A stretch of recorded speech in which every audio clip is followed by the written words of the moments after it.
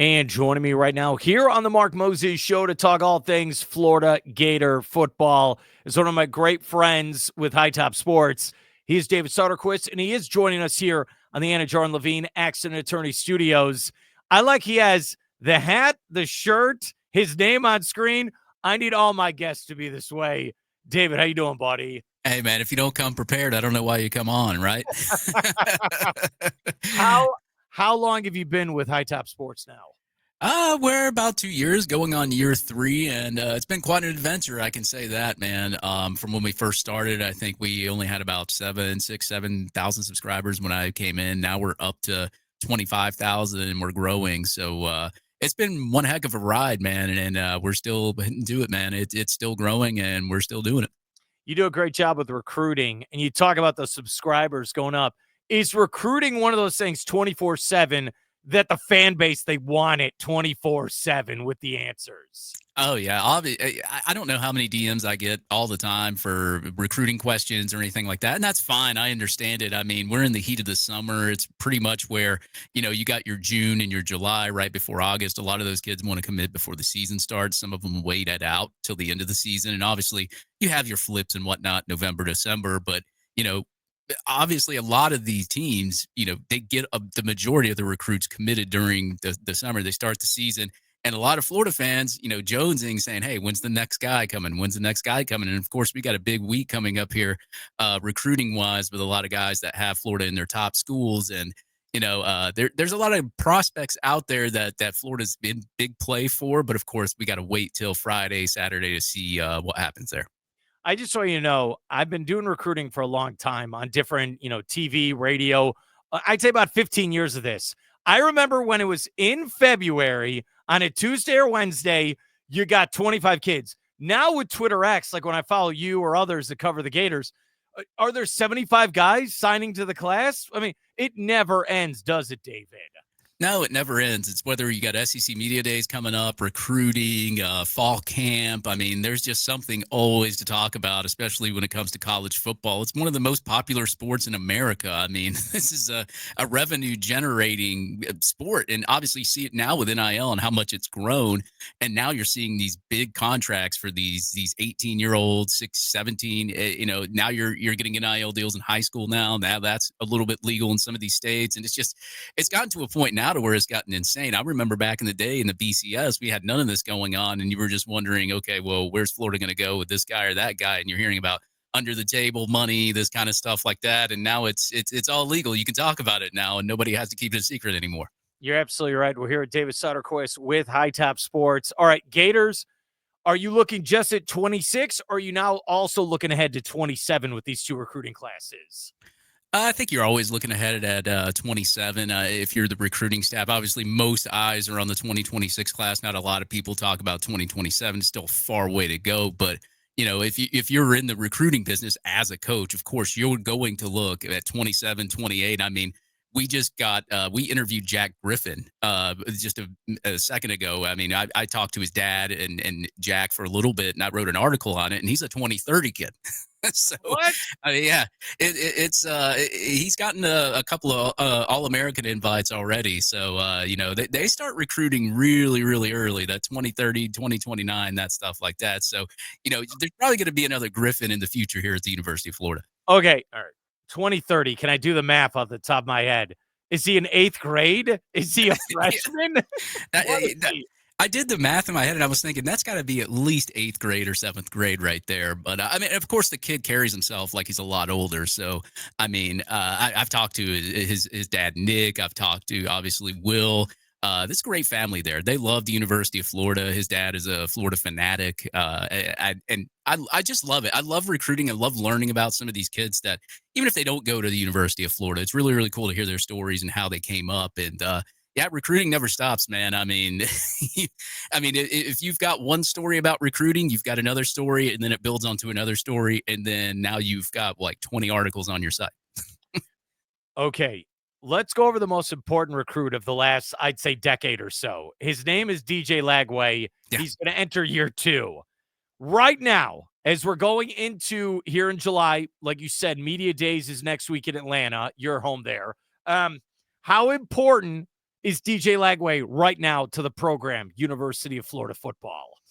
Man, I think if you were to tell me that they already want to build a statue for DJ Lagway just based off of 1 year, I could tell you, yes, that's probably what they want to do. Obviously, you see that in the future when you look and see his game. But I would say, yeah, I mean, he's the most important part of this season. I mean, think about it. You had a really, I wouldn't say a failed season, but it was starting to go downhill last year. And then you had a Graham Mertz injury that sidelined him for the rest of the year. Obviously, he could not come back from that injury that he had. So insert DJ Lagway, the backup quarterback, true freshman, fresh out of high school, comes in, plays 7 games. Obviously, he didn't get to play the whole Jacksonville game. We don't know what would have happened there. But if you minus a game that he did not finish and he started, and you just combine it with just games that he started and finished, he's 6-0 as a starter with finishing the game. I don't like to count games where a quarterback doesn't finish, but I guess you have to count it because he started the game. But we all know that Jacksonville game probably would have been different if DJ Lagway was still in the game and he did not have to go down from I guess it was a hamstring injury, went down on a run. But I mean, we saw what happened when he went down. The quarterback play just did not look anywhere near what DJ Lagway was. And I know that we've brought in Harrison Bailey, and he seems to be a promising quarterback. He did really, really good in that bowl game with Louisville. He did really good in the spring game, passing for over 300 yards. And of course, those are just spring games. We saw one bowl game. We got a little bit of a glimpse of Harrison Bailey, and he's shown flashes to where he can be good, but nothing along the lines of what we've seen from DJ Lagway this season or last season. I think this season, he's going to be a very important piece to that offense. Obviously, you got the returning of Austin Barber, Jake Slaughter, that whole offensive line. You've got Tyreek Sapp on the other side, Caleb Banks, those guys. A lot of those guys are in mock drafts to be first rounders. A lot of these guys are in Athlon. They're getting all these accolades. So a lot of Florida Gator fans are excited for for both the defensive line, offensive line, and the potential of what DJ Lagway could do in year 2, getting more familiarity with his receivers, running backs, and that sort. It's interesting. Last year, going into the season, Napier was on the hot seat. They lose that game. This is why people forget this stuff. Napier pretty much gets embarrassed at home against Texas A&M. I remember talking to you after that game. Like, what the hell is this? What's the future going to be for this program? That's why I think Lagway is one of the most important recruits ever at the University of Florida. If he sits on the bench all last year, what is this season? Is there a new coach? I know this is one of these Twilight Zone type questions, but if Lagway doesn't play last year, where are we right now as a program? Yeah, I think you're looking for a new head coach if Lagway doesn't play last year. And look, I mean, that team was completely different when Lagway took the field. I mean, not only does Lagway have the physical traits that you like out of the quarterback, he also has the mental traits of getting these players, more enthusiastic, more involved. And I'm not saying that Graham Mertz or anybody that came by didn't do a good job of that. It was just a different type of volume when DJ Lagway came out. I mean, you could see it with your own eyes. And even in the games that DJ Lagway didn't necessarily start in, when he came in, I mean, you go back to the Miami game, obviously it was probably garbage time there. I mean, he throws a pick. It's a deflected pick. It wasn't on him at all anyway. But he goes down there and he scores, I think, on a second drive, and he gets down the field on, I think, the next drive. You go into the A&M game, I think we were down 33-7, and he made it 33-20 before the game ended. You go to the UCF game where, we were barely getting down the field, and then he throws a downfield shot in between 2 defenders right at the 3-yard line, and then we're scoring. And, you just see the big difference of when DJ Lagway's in the game. I mean, Mark, I don't even think I've seen a game where Florida has scored 40 points since Billy Napier's been coach. There's been very few. He goes into the Kentucky game, he starts, and we score 48 points. Now, of course, there was a pick six from Cormani McClain at the end of the game, but you still hit the 40-point mark with DJ Lagway in the game against a team that you should beat all the time in Kentucky. What about the Texas game where he doesn't play? But even though the athletic director is pretty much like, I'm with Napier, he's our guy. And I know you've seen that photo where they show it, where they show the quote, they show him, and the Gators are down like 50 points, whatever it was. Does that also give fuel to DJ Lagway? Like, yeah, I better play this fall for this team. Yeah, I mean, this is a guy that I've known, and I don't know if he's come out publicly and said it, but he's pretty much said he wants to save Billy Napier's job. He wants to be responsible for the, I guess he takes it as a challenge. I mean, this is a kid that, he said as a tweet he put out, we'll see what happens with the pads come on. And so far, we've seen what happens with the pads come on. Now, if he can continue that, as I said, with more experience and more familiarity with receivers and the offense and all that, I think you're going to see a better DJ Lagway this year. It's just how much of a step does DJ Lagway take? Obviously, we heard about the injuries during the offseason, about the shoulder, about, there were some rumors about a hernia. And I've talked to DJ Lagway's quarterback coach. I've talked to people that are close to DJ Lagway's family. I've talked to people inside of the program. Everybody tells me everything is fine. I can only go by what they tell me. I can only go by their word. But, besides all of that, then the offseason drama, I think everybody, especially Florida fans, are gearing up right now to see what's going to happen in fall camp and see what the results are there. Obviously, they don't get they don't get to see a lot of it. A lot of the media doesn't, but at least you'll get some words and you'll get some things out of the press conference and all of that from it. But we're not going to see anything until, Florida plays Long Island. And maybe that's not even a great sample size. We're going to have to wait till LSU to really see what's going to happen and how this team is going to perform this year and get sort of a glimpse in week 3.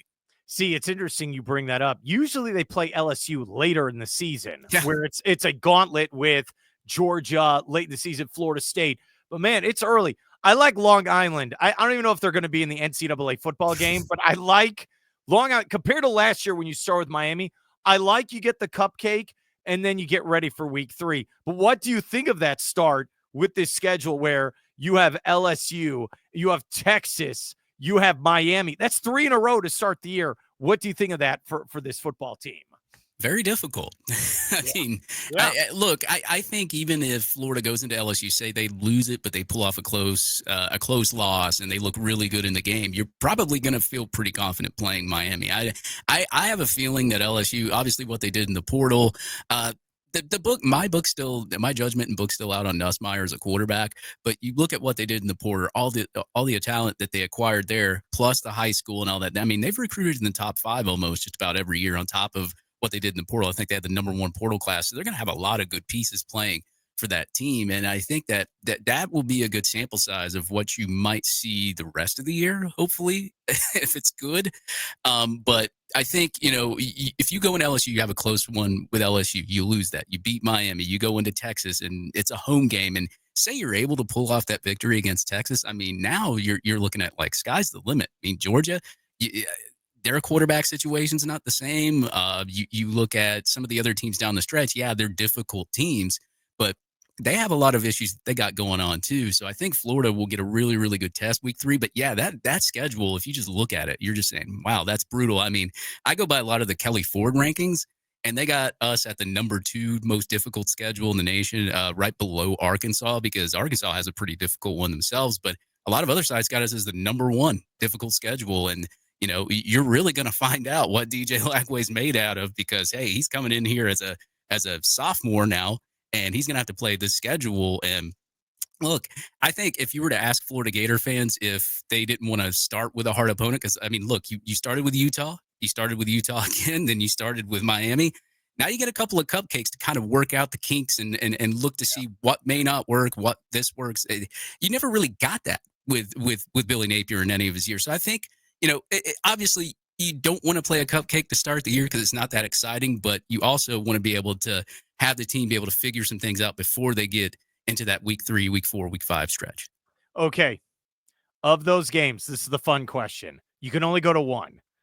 LSU on the road, Miami on the road, or Texas at the Swamp. Which one would you go to? Oh, it's got to be Texas at the Swamp, man. I mean, that place is going to be electric the whole time. Texas will probably be a top 5 team. You got 2 teams that have battled in recruiting for some of the top recruits back and forth. Usually Texas has got the better hand. Florida's been able to pull off some upsets over Texas, getting some of the guys from them as well. And I mean, look, you're on social media. I'm on social media too. There's a lot of talking between Florida and Texas now. I don't think I haven't talked. I haven't done anything like that, but I've seen some chatter between Florida and Texas fans now. So we're starting to get the smoke from that. I think that game right there, if you're a Florida fan, that's the game you circle and you want to go to, because I think that crowd's going to be electric. Obviously, it's going to be sold out. I wouldn't see that a bunch of Texas people and Florida people do not go to that game because it's a big game. But, man, just under the lights, man, in the Swamp, Texas, Florida. I mean, who could ask for a better matchup to have in the Swamp, especially for the first big home game of the season? How many NFL scouts are at that game? All of them? All 30, Probably. all 32. Sorry, Mark. There's not enough room in the press box. Every NFL team is here to watch this game. I mean, you look at it will be hopefully DJ Lagway versus probably the number one pick in the NFL draft in Mr. Manning. I mean, that's going to be. I think College Game Day is going to be there. I think Big Noon Kickoff will be there. I think every publication will be there for that football game. I kind of want to go to the Miami game, though. I love going to Miami, Florida. I love going to that rivalry game. You talk about talking trash. I want your thoughts on this real quick. I know it's supposed to be Florida, Florida State, but dude, I think in the last couple of years, I think on Twitter, X, whatever you want to call it, the trash talk between Miami and Florida fans has gone to another level. Yeah. As a guy, do you see this as well? It's gotten to scary levels, Mark. I don't know if you venture into some of these Twitter spaces and just kind of listen anonymously, but they're wild. I don't want to say anything nasty on your program or anything like that, but Miami fans aren't the greatest fans to be trash talking to because they're just they tend to be more brutal and keep it way out of the sports range instead of just keeping it in the sports range. They go outside of that, but I mean, I'm sure there's Florida fans that have done the same thing to them, and it's been wild though. I mean, you got to think these teams don't play or used to play, but every 5 years. Now with the schedule the way it is, now you're playing 2 years in a row. After that, now you're not going to be playing for a while. So think about it. If Miami beats you 2-0, you're going to have to hear about it for how many years? But now if Florida gets the last laugh and they beat them, now Miami's got to hear it for a lot of years. And, you can say, oh, well, we won one and you won one. But I always say he who laughs last laughs loudest. I think they should play every single year. I think the Gators should play Miami and Florida State every single year on the schedule. Maybe UCF, maybe, but especially those two. Miami's got a great crowd. I have been to games there. The Swamp is a different crowd for a game. If they pack out Hard Rock. Look, dude. If they're good, if Miami is a top 10 contender, I think they have a great crowd. But the Gator fans, this is what I'll say about Florida. Florida's there no matter what. Right. They could be 6-6. They're still going to the Swamp to watch that football team. There. In the last couple of years, they have. That's the problem. They have. So this schedule, if you look at it, David Soderquist with Hightop Sports, is 9-3 good for you? Is that good? I mean, because that might be good enough for the playoff in my eyes with this. Is 9-3 good enough if you're Billy Napier in what? Is this year 4 now? Would 9-3 be okay for you? As a selfish fan, probably not. But I would say with the schedule difficulty, the way the playoff is structured now, I would say 9-3 is good depending on what teams you do beat. I think if you lose to like say you lose to Miami or LSU, but you beat Georgia, you beat Texas, and you beat some of the higher ranked guys, they're going to say, look, I mean, Florida's beaten 2-3 top 5 teams. We're going to keep them out of the playoff at 9-3. Even if they don't make it to the SEC championship, it's going to be a big argument. I mean, Ole Miss was in the same situation. Of course, Florida ruined that at the end of the year, but they were in a situation, the same one, 9-3, probably going to a playoff. They're structuring it a different way. Now they're doing a thing with the numbers and the rankings and the tiers now. And look, I think if Florida does 9-3, I'm okay with it if they make it into a playoff, because once you're there, you're there. You got a shot. So I think you make it into a playoff. That's more of an improvement. Obviously, it's more of an improvement over 8-5. But there's a lot of Florida fans who say, "Hey, I want to see 10. I want to see 11. I want to see more." And look, to me, if you get to a playoff and you make some noise in that playoff, I mean, shoot, you even win it. Nobody's complaining at that point. But if you make some noise into that playoff, I think that's good enough for Florida fans, and I think that's good enough for recruiting too. I mean, Mark, you look at recruiting. We haven't had a top 5 class since 2013. And look, I know top 10 classes are great. I know people look at them and say, hey, we had the number 7 class last year. But if you go back and look at the SEC rankings for that number 7 class, we're like 6th, 5th in the SEC. I mean, there's 6 other teams recruiting better than us, and that's the conference we play in. So, Florida, if they really want to get to national relevance and they want to be competing on a consistent basis and not have to wait every 4 years to get a big cluster of juniors and seniors and compete, they're going to have to get top 5 classes. And I think, with a good playoff run, and I mean, you win the whole playoff and you win a college football national championship, that money's going to be pouring in anyway. But I think if you make a vast improvement. You get to a playoff, you make some noise there. I think you're going to have a lot of boosters, more ponying up some more money, get some more guys in here. We're here, David Soderquist, Hightop Sports, talking Florida Gator football. All right, this is going to anger some of your followers. So Probably. the playoff, when we had the 14 playoff, started in 2014. Mhm. Since then, I think the Gators have never made the playoff, and I think they were ranked in the top 4 in one of the polls in 2020. I think that was about. I'm not kidding around. That's it. If they became the 12th seed and got in the playoff, I would be beyond. I might start crying tears of joy if they got to that. I know it's like you want 11-1. You want this, just amazing season. Did they just make the playoff, buddy? Let's do it. It's like that gift that says it's been 84 years. I know, dude. Okay. This 26 recruiting class, off the top of your head, I know it's been a long day. What are some of the big names that you're like, wow, this is pretty awesome? I know you talk about this 24/7. Give us some names if you could do it for us. Yeah, we got about 3 names that I think that we're sitting in good standing with. They're in their top schools. A lot of things that I've heard behind the scenes. I think KJ Ford is one of those guys. You look at a guy from Duncanville. He's an edge player. He's almost a top 100 guy. He's barely on the edge of the top 100. But if you look at his film, man, he plays way past a top 100 kid. I think his ranking will rise. He's supposed to commit here Saturday, I believe. If he chooses between Florida, Texas, a couple other schools as well. And then you got Heath Kent, a guy it's a tight end, a little bit heavy for tight end. He's around like 300 pounds. I don't know if he does commit to Florida, what the staff is going to do. Maybe move him to offensive tackle, make him lose some weight to be a tight end. I have no clue, but he's listed as an athlete on other sites as well. But he's another guy from Brunswick that he can really move for his size. And I think that that's a good get. He's a top 150 guy. I believe he commits Saturday as well. And then you got Dion Forpa Jr. He's supposed to commit, I believe, Friday or Saturday as well. He's another guy from IMG Academy. I mean, Florida's been killing IMG Academy this cycle. I think they got 2 or 3 guys committed from IMG already. I would look to at least see him consider Florida in his recruitment as well. So I think right now, you're sitting at 3 guys. Of course, we were looking at Cruel earlier today. He just listed his top 3. Florida's not in it.